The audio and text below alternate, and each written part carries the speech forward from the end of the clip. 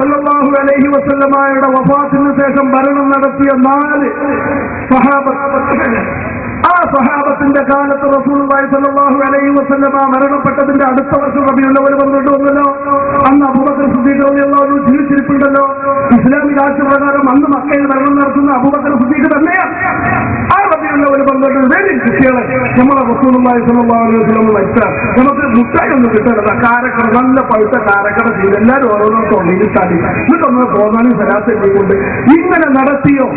ഈ 4 സഹാബാക്കളുടെ ഭരണകാലത്തിന് ഏതെങ്കിലും ഒരു റബീഉൽ അവ്വൽ വന്നിട്ടില്ല. ചോർന്നു പോയിട്ടില്ല മൗലവി, ചോർന്നു പോയിട്ടില്ല, വരുന്നുള്ളൂ. ചോറ് പോയിട്ടില്ല.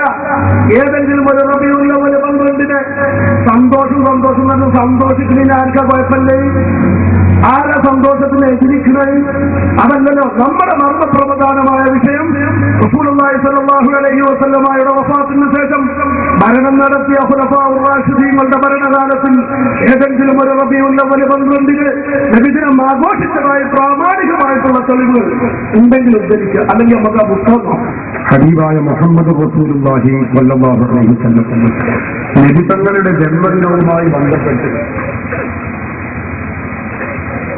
സന്തോഷം പ്രകടിപ്പിക്കുക എന്ന് പറയുന്ന ഈ പരിപാടി അത് ഇസ്ലാമികമായി പ്രമാണങ്ങൾ നേരത്തെ ഇവിടെ സൂചിപ്പിച്ചു. വിശുദ്ധ ഖുർആനിൽ നിന്നുള്ള സൂക്തം സൂറത്തുൽ യൂനുസിൽ ഖുൽ ബിഫദ്ലില്ലാഹി വബിറഹ്മതിഹി ഫബിദാലിക ഫല്യഫറഹു.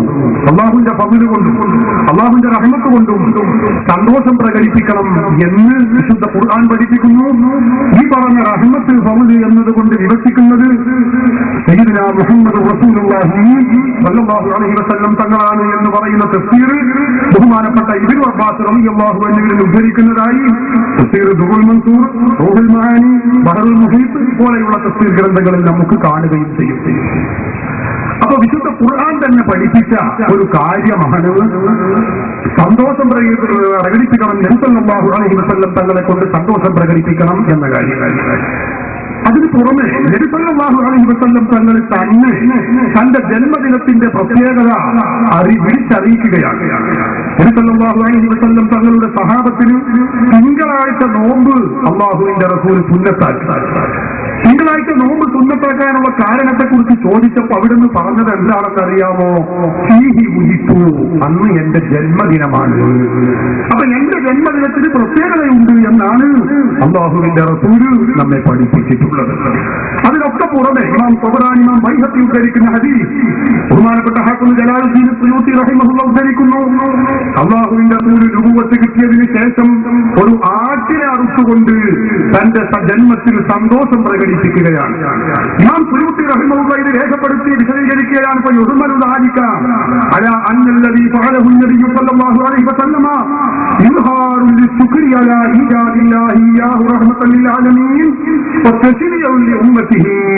അല്ലാഹുവിന്റെ റസൂൽ തന്നെ അല്ലാഹു ജന്മം നൽകിയതിൽ സന്തോഷം പ്രകടിപ്പിച്ചുകൊണ്ടാണ് ആ ആട്ടിനെ അറുത്ത് ദാനം ചെയ്തിട്ടുള്ളത്. മാത്രമല്ല തന്റെ ഉമ്മത്തുകൾക്ക് സമുദായത്തിന് ശരീഅത്തിന്റെ നിയമമാക്കി കാണിച്ചു കൊടുക്കുവാനും വേണ്ടിയാണ് അല്ലാഹുവിന്റെ റസൂൽ ഇപ്രകാരം ചെയ്തിട്ടുള്ളതെന്ന് ഇമാം ജലാലുദ്ദീൻ സുയൂത്തി റഹിമഹുല്ലാഹ് തന്റെ അൽ ഹാദിയിൽ ഫതാവ എന്ന ഗ്രന്ഥത്തിന്റെ 1-ാമത്തെ വാള്യം 196-ാമത്തെ പേജിൽ വളരെ വ്യക്തമായി രേഖപ്പെടുത്തി വെച്ചത് നമുക്ക് കാണാൻ കഴിയും. അപ്പൊ വിശുദ്ധ ഖുർആൻ പഠിപ്പിച്ചിട്ടുണ്ട്, അല്ലാഹുവിന്റെ റസൂൽ ചെയ്ത് കാണിച്ചു തന്നിട്ടുണ്ട്. ഞാൻ പറയുന്നത് ഇതിനൊക്കെ പുറമെ ചരിത്രവുമുണ്ട്. നേരത്തെ അവിടെ വായിച്ചു സഹീഹുൽ ബുഖാരിക്ക് വ്യാഖ്യാനം എഴുതിയ പണ്ഡിതൻ ബഹുമാനപ്പെട്ട ഇമാം മുഹമ്മദ് ഖസ്വലാനി റഹിമഹുല്ലാഹ് വിശദീകരിച്ചത് കാണാം. വലാ സാല അഹ്ലുൽ ഇസ്ലാമി യഹ്തഫിലൂന ബിത്തഹീ മൗലിദിഹി അലൈഹി സ്വലാത്തു വസ്സലാം. മുസ്ലിമീങ്ങളെല്ലാവരും ആയിരുന്നു യഹ്തഫിലൂന ബിത്തഹീ മൗലിദിഹി അലൈഹി സ്വലാത്തു വസ്സലാം. അല്ലാഹുവിന്റെ റസൂലിന്റെ ജന്മത്തിൽ ജന്മം നടന്ന മാസത്തിൽ സന്തോഷം പ്രകടിപ്പിക്കാറുണ്ടായിരുന്നു. വയഅമലുൽ വലായിമ, സദ്യകൾ തയ്യാറാക്കാറുണ്ടായിരുന്നു. നബി തങ്ങളുടെ ജന്മവുമായി ബന്ധപ്പെട്ട ആ സംഭവങ്ങൾ മൗലിദ് പാരായണം ചെയ്യാറുണ്ടായിരുന്നു. ഇമാം മുഹമ്മദ് ഖസ്വലാനി തന്റെ അൽ മവാഹിബുൽ ലദുനിയ എന്ന ഗ്രന്ഥത്തിന്റെ 1-ാമത്തെ വാല്യം 139-ാമത്തെ പേജിൽ വ്യക്തമായി രേഖപ്പെടുത്തി വെച്ചത് കാണാം. അൽ ഇർശാദും അൽ മുർശിദും നേരത്തെ വായിച്ചു. മുസ്ലിം ലോകത്ത് എല്ലാവരും ഇത് കൊണ്ടാടാറുണ്ട്. ഇതിലൊക്കെ അപ്പൊ സുന്നികൾ ചെയ്യുന്ന മൗലിദാഘോഷത്തിന്റെ പ്രമാണമാണ് ഞാനിവിടെ പറഞ്ഞത്.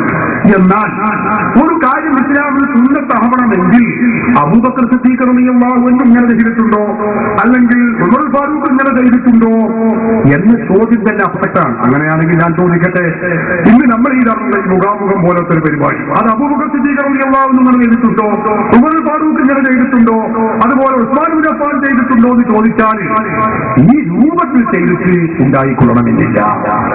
അതേ അവസരത്തിൽ മൗലിദ് പാരായണത്തെ കുറിച്ചും റസൂലുള്ളാഹി സ്വല്ലല്ലാഹു അലൈഹി വസല്ലം തങ്ങളുടെ മൗലിദിനെ ആഘോഷിക്കേണ്ടതിനെ കുറിച്ചുമുള്ള വ്യക്തവും കൃത്യവുമായ രേഖകൾ, നല്ല പ്രഖ്യാപനങ്ങൾ, പ്രസ്താവനകൾ ബഹുമാനപ്പെട്ട സിദ്ദീഖുൽ അക്ബർ റളിയല്ലാഹു അൻഹു നടത്തിയിട്ടുണ്ട്, ഉമർ ഫാറൂഖ് റളിയല്ലാഹു അൻഹു നടത്തിയിട്ടുണ്ട്, ഉസ്മാൻ ബിൻ അഫ്ഫാൻ റളിയല്ലാഹു അൻഹു നടത്തിയിട്ടുണ്ട്.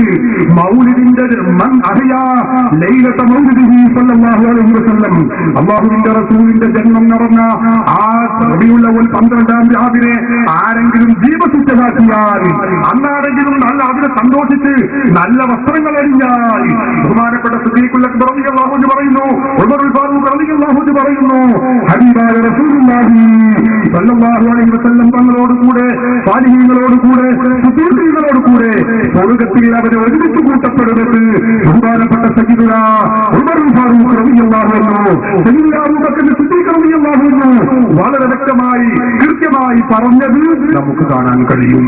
അപ്പോ അവരാരും ഇതിനെ തിരസ്കരിച്ചിട്ടില്ല. ഇതൊക്കെ ചെയ്യണം, നല്ലതാണ്, പുണ്യകർമ്മമാണ് എന്ന പ്രസ്താവന തന്നെയാണ് അവരൊക്കെ പറഞ്ഞിട്ടുള്ളത്. അതല്ലാതെ ഇന്ന് കാണുന്ന ഈ രൂപത്തിൽ കുട്ടികളെ കൊടി കുറിച്ച് ഇന്നത്തെ കൊടി കുറിച്ച് റസൂലുള്ളാഹിന്റെ കാലത്ത് പോയി ചോദിച്ചാൽ അതിപ്പോ ഞങ്ങൾ എന്താ പറയാ, ഈ മൈക്കയിൽ ഇതുപോലത്തെ ഒരു പരിപാടി നടത്തുന്നു എന്ന് ചോദിച്ചാൽ അപ്പൊ ഈ ശൈലിയിലാണ് ഏറ്റ വ്യത്യാസമുള്ളത്.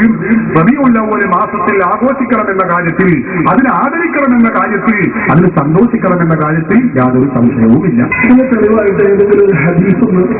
ഇമാം ഇബ്നു ഹജർ അൽ ഹൈതമി റഹിമഹുല്ലാഹ് തന്റെ അൽ-ഇഅ്ദത്തുൽ കുബ്ര അലൽ ആദം ഫീ സയ്യിദി ഉൽദി ആദം എന്ന് പറയുന്ന ഗ്രന്ഥത്തിന്റെ 13-ാമത്തെ പേജിൽ വ്യക്തമായി ഇത് രേഖപ്പെടുത്തി വെച്ചത് കാണാൻ കഴിയും. മുജാഹിദ് ജമാഅത്ത് പോലത്തെ ആളുകൾക്ക് നമ്മുടെ മക്കളെ